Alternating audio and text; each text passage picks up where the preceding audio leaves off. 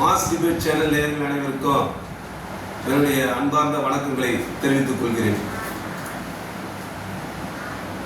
கடந்த 2 நாட்களுக்கு முன்னாலே கனடாவில் G7 நாடுகளுடைய அமெரிக்கா தலைமையில் இருக்கக்கூடிய G7 நாடுகளுடைய கூட்டமைப்பினுடைய மாநாடு என்பது நடைபெற்றது.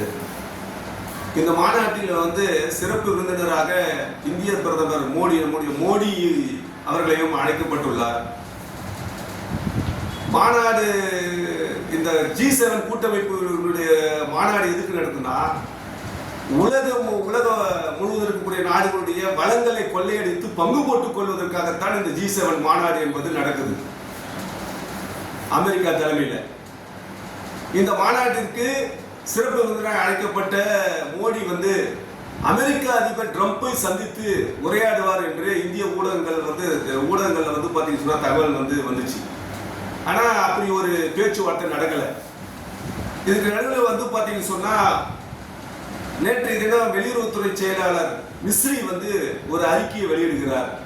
ட்ரம்பிற்கும் மோடிக்கும் தொலைபேசி உரையாடல் என்பது நடந்ததாகவும், அதுல இந்தியா பாகிஸ்தான் போரை பாகிஸ்தான் பாகிஸ்தான் அரசும் பாகிஸ்தான் ராணுவமும் கேட்டுக்கொண்டதால் தான் போரை நாங்கள் நிறுத்தினோம், உங்களால தான் நாங்கள் நிறுத்தலன்னு சொல்லி ட்ரம்பிடம் மோடி தெளிவுபடுத்தி விட்டார் என்பது அடிப்படையில் அந்த வெளியுறவுத்துறை செயலாளர் மிஸ்ரி அறிக்கையை பார்த்தீங்கன்னா சொல்ல கொடுத்திருந்தார்.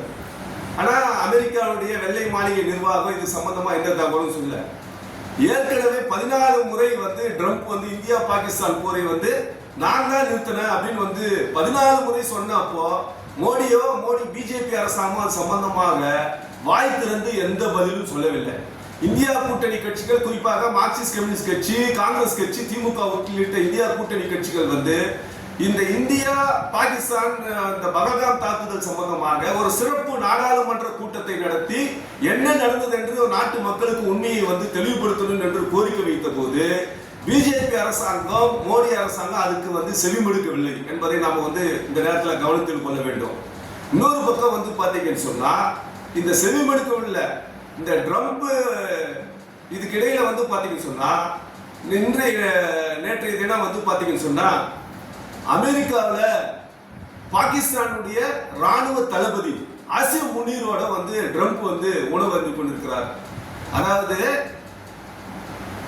தீவிரவாதத்தை ஊட்டி வளர்த்துக் கொண்டிருக்கிற நாடு பாகிஸ்தான் என்று நாம் குற்றம் சாட்டி கொண்டிருக்கிற அந்த பாகிஸ்தானுடைய ராணுவ தளபதியோடு ட்ரம்ப் மதிய உணவை பாத்தீங்கன்னு சொன்னா மதிய உணவை மதிய உணவை அவரோடு பகிர்ந்து கொண்டிருக்கிறார். இன்னொரு பக்கம் பாத்தீங்கன்னு சொன்னா, அமெரிக்காவுடைய பாதுகாப்புத்துறை செயலாளர் மைக்கேல் குரில்லா அவர் என்ன சொல்றாருன்னா, தீவிரவாதத்தை எதிர்ப்பதில் ஒரு தனித்துவமான கூட்டாளியாக அமெரிக்காவுக்கு பாகிஸ்தான் விளங்குகிறதுன்றார். இன்னொரு பக்கம் பாத்தீங்கன்னா, போர் நடந்து கொண்டிருக்கும் போது உலக வங்கி பாகிஸ்தானுக்கு கடன் கொடுக்கிறது. அந்த உலக வங்கி கடன் கொடுக்கக்கூடிய அந்த குழுவுல 25 நாடுகள் இருக்குது.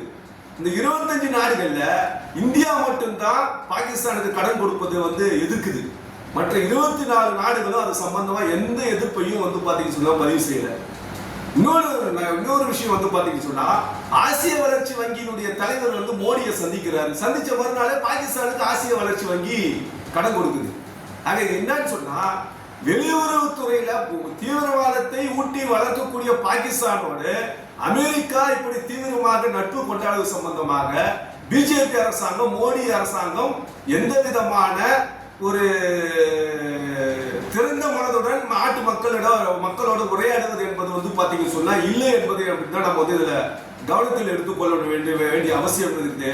நம்முடைய வெளியுறவு கொள்கை பாத்தீங்கன்னு சொன்னா, ராஜதந்திர ரீதியா நம்ம அணுகுவதில் ஒரு மேம்பட்ட நிலையை நாம கடைபிடிக்கிறோமா அப்படின்றதுலயும் நம்ம பாத்தீங்கன்னு சொன்னா ஒரு பின்னடைவை நம்ம சந்திக்கிறோம் அப்படின்றதுதான் இது சம்பந்தமா காங்கிரஸ் கட்சியினுடைய பொதுச் செயலாளர் இருக்கக்கூடிய ஜெயராம் ரமேஷும் அமெரிக்கா வெளியுறவுத்துறை செயலாளர் மிஸ்ரியினுடைய அறிக்கையும் வெள்ளை மாளிகையினுடைய அறிக்கையும் பாத்தீங்கன்னு சொன்னா முரணா இருக்குது.